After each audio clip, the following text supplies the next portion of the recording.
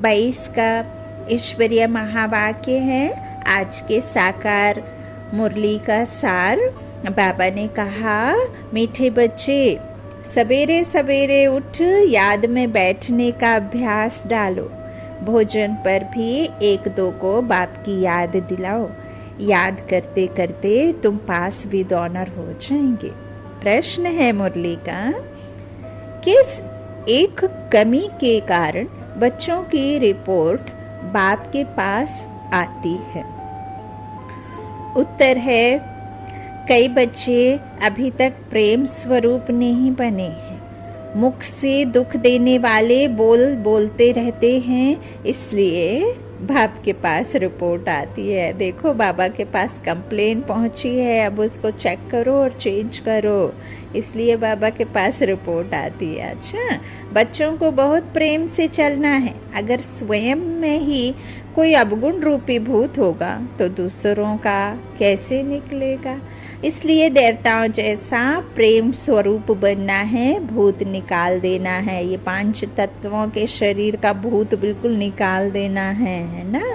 भूतों की पूजा नहीं करनी है, अब तो देवता बनकर पूज्य बनना है ना। गीत है, आखिर वह दिन आया आज। ओम शांति। बच्चे गरीब निवास बाप को जान चुके हैं और बाप की याद में बैठे रहते हैं। भला आँखों से किसको भी देखें, इन आँखों से भले ही कुछ भी देखें, बाबा कहते कर्मेंद्रियों से कर्म भी करें, परंतु गाया जाता है, हाथों से कर्म करते रहो, दिल माशूक तरफ लगाते रहो। आप जब किसी को चाहते हैं, आशिक माशूक की जो कहानी है, सच्चे सच्चे किस्से हैं कि 100 लोगों की भीड़ में भी उसको सदा अपना माशूक आशिक ही दिखाई देता है, माशूक ही दिखाई देता है ना। एक दूसरे के पास ही महसूस करते हैं। तो बाबा कहते हैं कुछ भी करते रहो, है ना। कई बार हम ऐसा होता है, बैठे रहते हैं, आप बाहर में हैं, सामने से कोई गुजर गया, कोई पीछे से आया, आपसे पूछा, भैया इधर से जाते किसी को देखा है क्या? तो आप बोलेंगे नहीं देखा। उस समय आप कहाँ खोए हुए थे? जिसमें आपकी बुद्धि लगी हुई थी, है ना। तो आंखों से देख रहे थे और कर्म भी कर रहे थे, लेकिन आपका मन कहीं और लगा हुआ था। तो ऐसे ही माशूक को याद करते रहो। कौन से माशूक को याद करना है? परम पिता परमात्मा को। अच्छा, बाबा कहते हैं, ब्राह्मण कुलभूषण जानते हैं और उनसे ही बाप बात करते हैं कि आधा कल्प तुमने बाप को याद किया ड्रामा अनुसार। अब तुमको बाप की स्मृति आई है कि सृष्टि चक्र कैसे फिरता है। सारी दुनिया विस्मृति में है। बाप की रचना को और बाप के पतित से पावन बनाने व सर्व की सद्गति करने के कर्तव्य को कोई भी नहीं जानते। तुम रचयिता और रचना के आदि मध्य अंत को जानते हो। तुमको स्मृति आई है कि सृष्टि चक्र कैसे फिरता है। हम 84 का चक्र कैसे लगाते हैं। जिन्होंने सतयुग से लेकर कलयुग के अंत तक पाठ बचाया है, वही अभी भी बचाएंगे। सतयुग से लेकर कलयुग तक जन्म लेते नीचे उतरते आए हैं। अब कलयुग अंत में तुम्हारी चढ़ती कला है। कहते हैं, चढ़ती कला तेरे भाने सर्व का भला। तो तुमको सारी स्मृति आई है। इसको कहा जाता है स्मृति लब्धा नष्टो मोहा, है ना। कि स्मृति की प्रारब्ध हमें होगी, नष्टो मोहा बनेंगे, है ना। किस द्वारा स्मृति आई है? इस संसार में रहने वाले मनुष्यों से तो आई नहीं होगी। परे ते परे रहने वाले परम पिता परमात्मा बेहद के बाप द्वारा यह स्मृति आई है। अपने आप स्मृति नहीं आई। तुम जानते हो, हम आत्मा परमात्मा परम पिता परमात्मा की संतान है।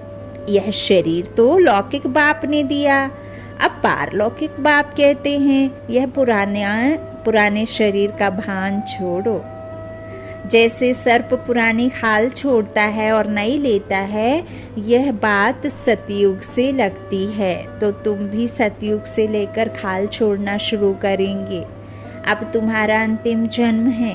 बाप कहते हैं बाकी थोड़ा समय है, तुमको धीरज मिला है, तुम खुशी में हो कि हम फिर से बाप द्वारा सुख का वर्षा पा रहे हैं। सुख का वर्षा तो बाप द्वारा मिलेगा ना। यह बात कोई मनुष्यों की बुद्धि में नहीं आती। वह लक्ष्मी नारायण के मंदिर में जाएंगे तो उनकी बुद्धि में यह नहीं आएगा कि यह कौन है ना। अब उनको ज्ञान ही नहीं है कि वो लक्ष्मी नारायण तो हैं, लेकिन कौन है, कहाँ से आते हैं, उनको लक्ष्मी नारायण बनाया किसने, है ना। तो यह सब तो नहीं जानते ना। यह तो भक्ति मार्ग में हाथ जोड़कर कहते हैं तुम माता पिता हम बालक तेरे। शिव बाबा तो सबसे बड़ा ठहरा। शिव बाबा बागवान भी है, क्योंकि नए देवी बगीचे का कलम लगाते हैं। कहते हैं ना,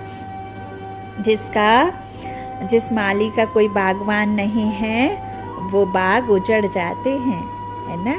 तो अब देखो, हम जब अपने बागवान को भूले और बागवान हमें यह सुख दे करके चला गया, और जब हम फिर ये सुख खत्म करके वाम मार्ग में गिरे तो बागवान तो वहाँ था ही नहीं। अब बागवान नहीं होगा तो बगीचे तो उजड़ेंगे ही। अब बागवान आया है हमें कहाँ ले जाने, वापस कांटों से फूल बनाकर हमें वापस सुख धाम, ऐसे बगीचे में, गुलाबों के बगीचे में, है ना, रूहानी गुलाब कहा ना पापा ने।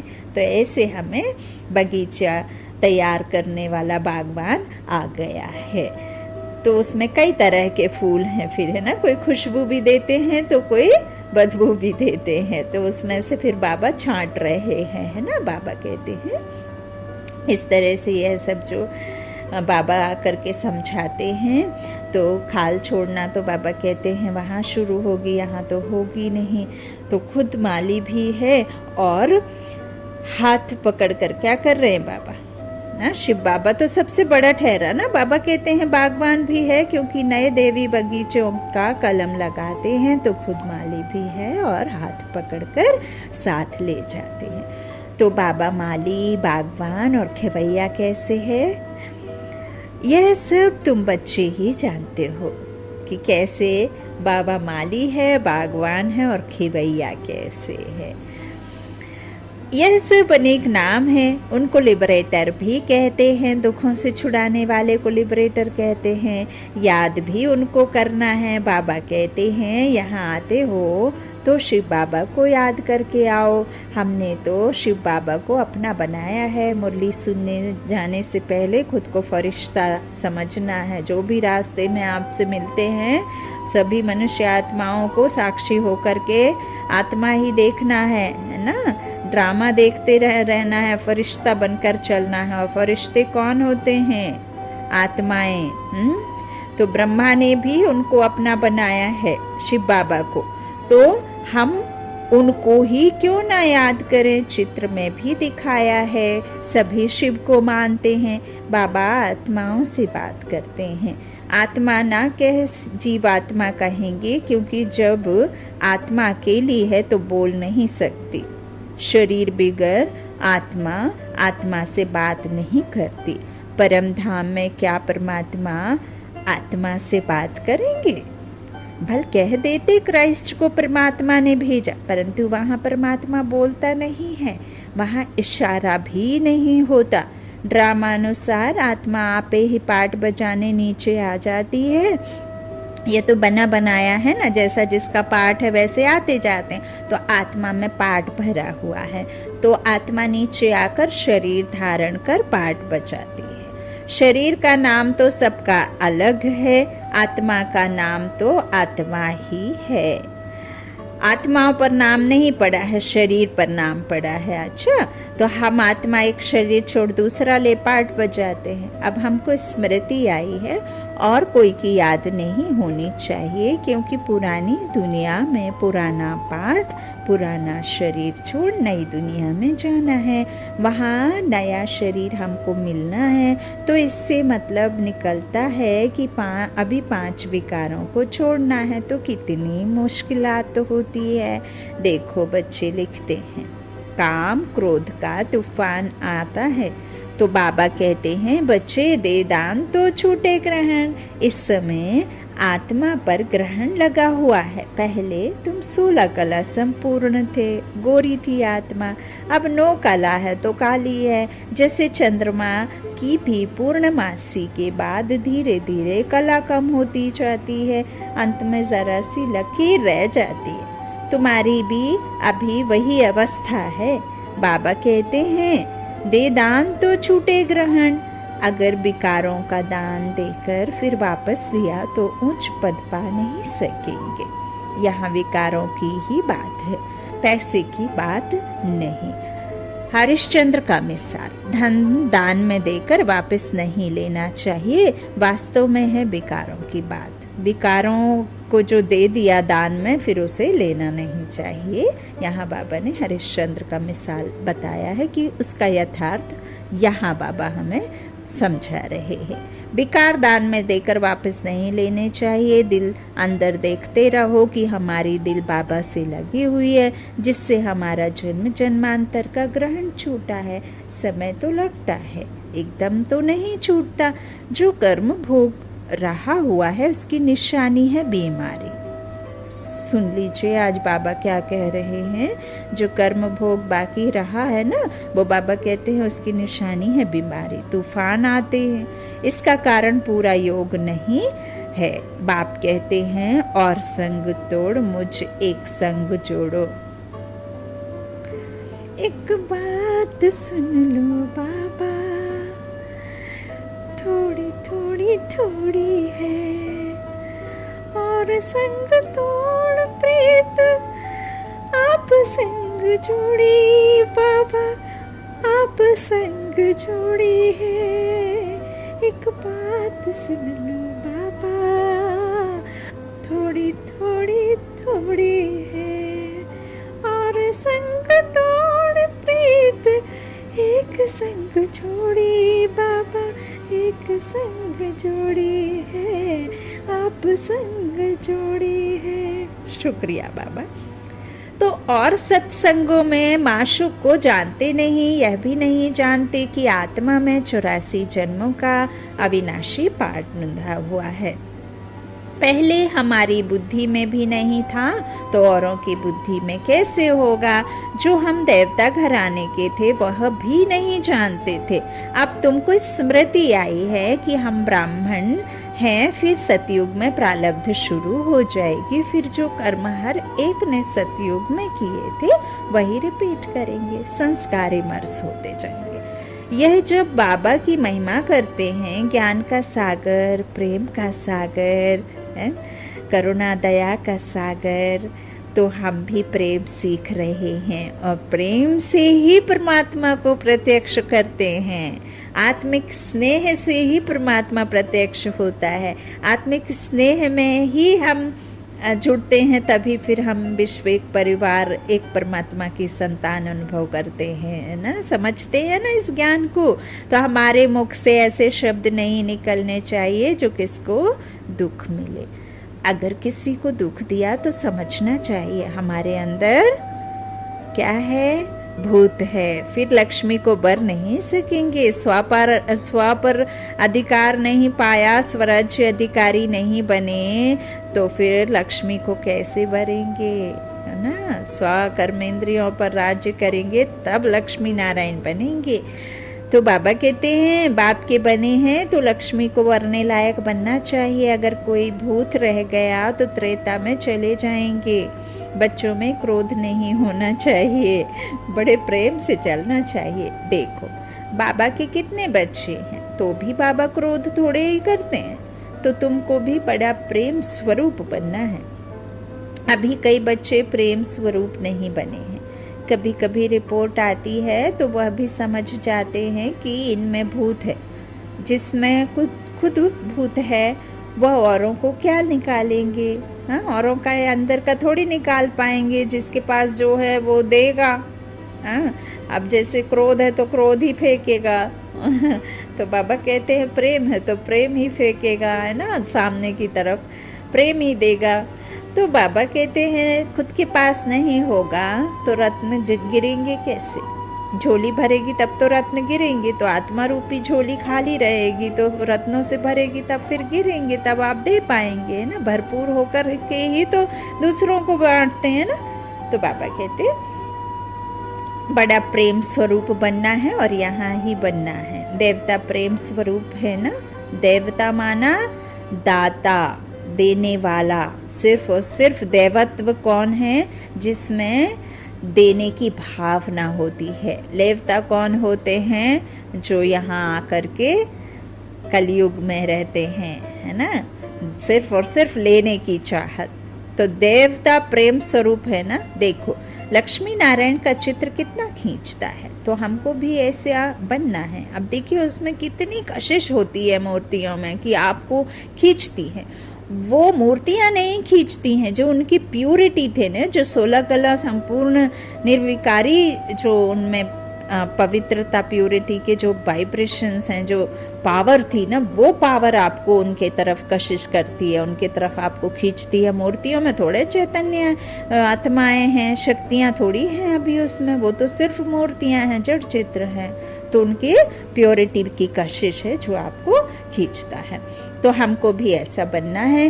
तुमको पति क्रोध करता है तो भी प्रेम से बात करनी है। यह नहीं उनमें भूत है तो मुझ में भी आ जाए, नहीं। मेरे में जो अवगुण हैं, कैसे भी करके अवगुणों को निकालना है। बहुत बहुत मीठा बनना है। किसी ने कहा लौकिक बाप गुस्सा करता है, तो मैंने कहा कि जब वह क्रोध करता है तो तुम अच्छे अच्छे फूल चढ़ाओ तो वह वंडर खाए। फिर वह झंडा जो फहराए, बाबा कहते हैं ना झंडा नहीं ठंडा है, तो बाबा कहते जब आप वो क्रोध करे, आप अच्छे अच्छे फूल चढ़ाओ, फूल माना मीठा बोलो, तो वह वंडर खाए, फिर वह ठंडा हो जाएगा। कभी भी तेज आग में आप और आग तो नहीं डालते हो ना, शांति के लिए क्या करते हो? ठंडा पानी डालते हो। तो बड़ा युक्ति से समझाना है, क्योंकि रावण राज्य है ना, तो हम हैं राम के सांप्रदाय। खुद ना बने तो दूसरों को क्या बनाएंगे, इसलिए स्थापना में देरी पड़ती है। एक तो प्रेम से चलना है, दूसरा स्मृति में रहना है, स्व दर्शन चक्रधारी बनना है। स्व का दर्शन करते रहो, भले ही एक ही पहले सतयुग का अकेला करते रहो, फिर थोड़ा रुको, फिर रिमर्स करो, फिर जाओ तो त्रेता का करो, है ना। आपने जो 4 स्वरूप बाबा ने दिए, उन स्वरूपों का 5 स्वरूपों का क्या करना है? स्वदर्शन घुमाना है ना। हमसों का राज भी बाबा ने समझाया है। तो बाबा कहते हैं धंधा तो करना ही है, इसलिए सुबह का समय बहुत अच्छा है। कहते हैं ना सवेरे सोना सवेरे उठना, इसलिए सवेरे सवेरे उठ यहाँ आकर बैठो तो 5 मिनट भी याद पड़ ठहरेगी। फिर धीरे धीरे आदत पड़ने से याद पक्की हो जाएगी। अच्छा खाना खाते हो तो देखो कि कितना समय बाबा की याद में खाया। अगर सारा समय याद किया तो वह भी बड़ी बहादुरी है। भोजन पर 1-2 को इशारा देना है कि बाप को याद करो, एक गिट्टी पर याद दिलाओ। हमारा है ही सहज योग, हमारा कोई हठ योग या कठिन योग थोड़ी है, प्राणायाम या योगा कोई जो शरीर को मोड़ते रहो, ऐसा थोड़ी है। सहज योग है ना, कर्म योगी राज ऋषि बाबा ने कहा है।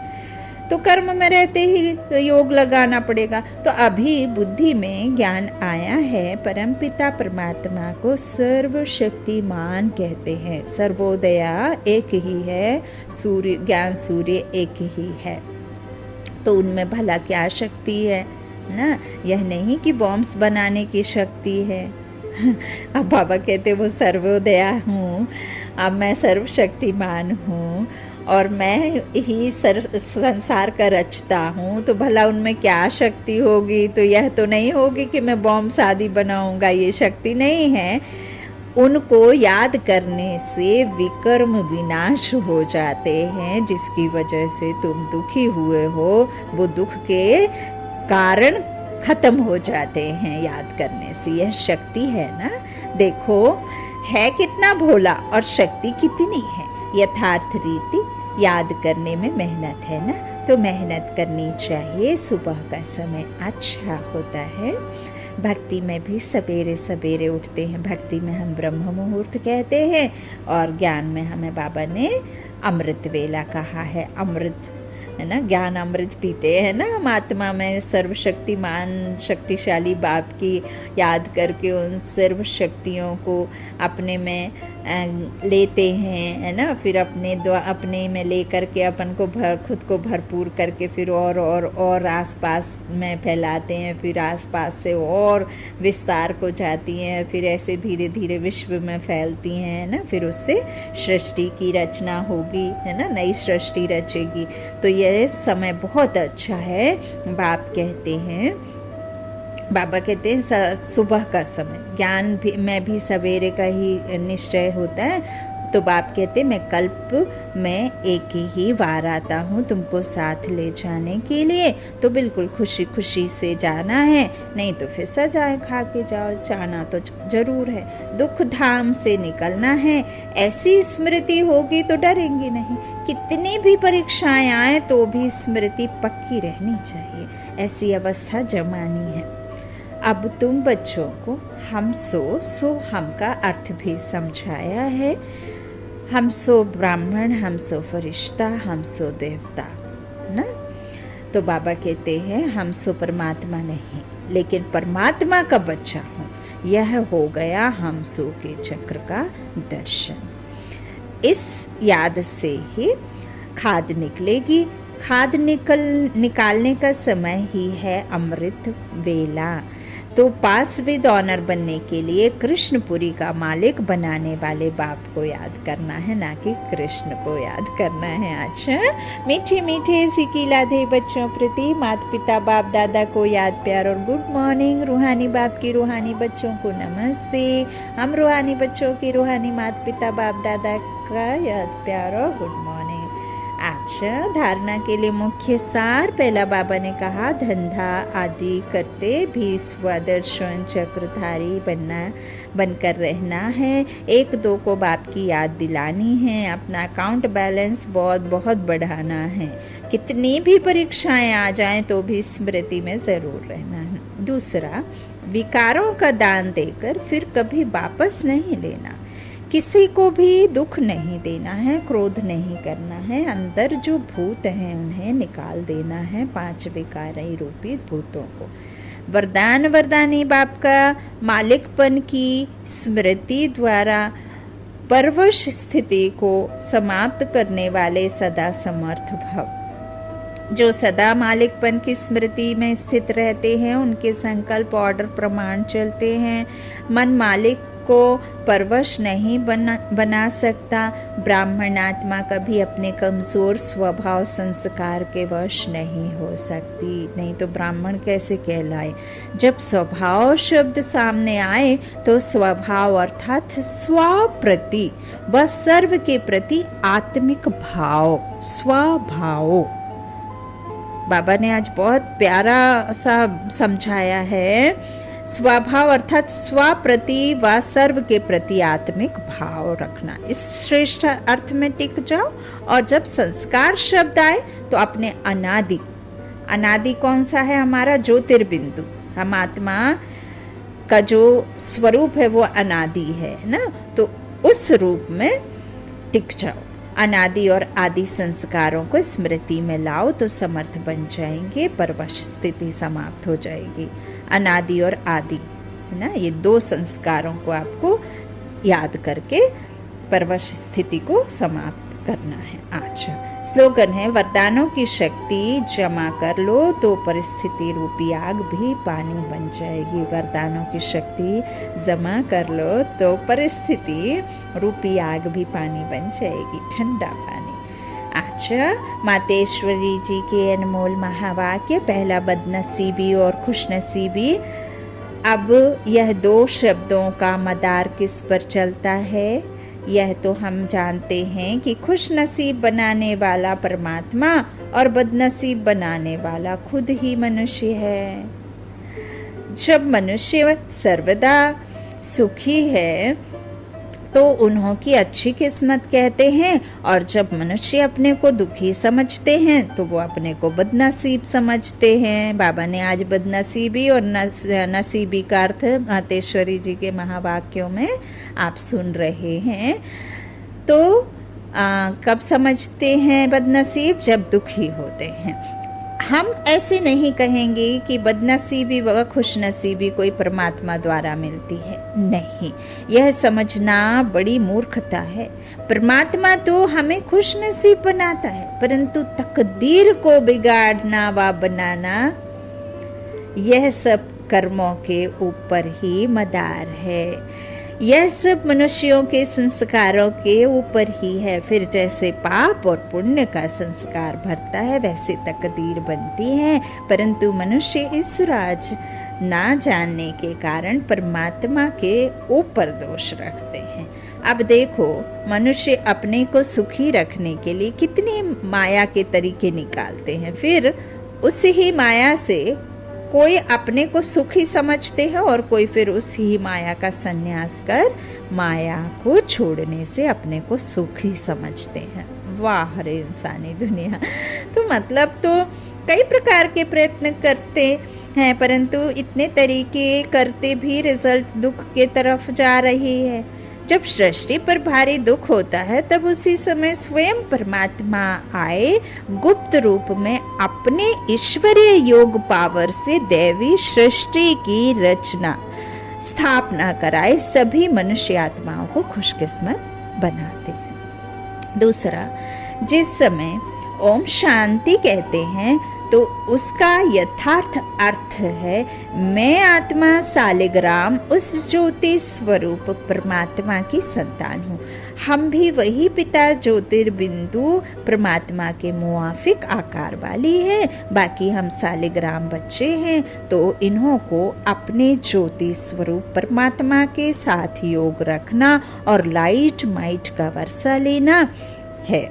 उस निराकार परमात्मा को श्वासों श्वास याद करना, इसको ही अजपा जाप कहा जाता है। अजपा जाप माना कोई भी मंत्र जपने के सिवाय नेचुरल उस परमात्मा की याद में रहना। इसको ही पूर्ण योग कहते हैं। योग का मतलब है एक ही योगेश्वर परमात्मा की याद में रहना।